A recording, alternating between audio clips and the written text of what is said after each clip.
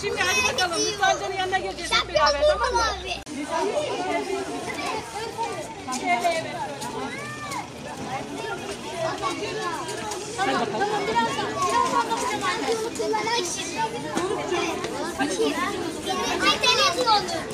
Televizyonu kullanan acaba kim? Benim başım kim?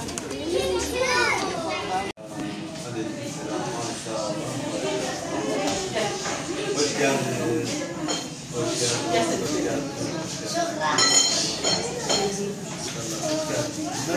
Şöyle olalım bakalım. Bunların kendileri çiçek zaten. Değil mi? Bunların kendileri çiçek. Evet. İsmi ne kızımızın?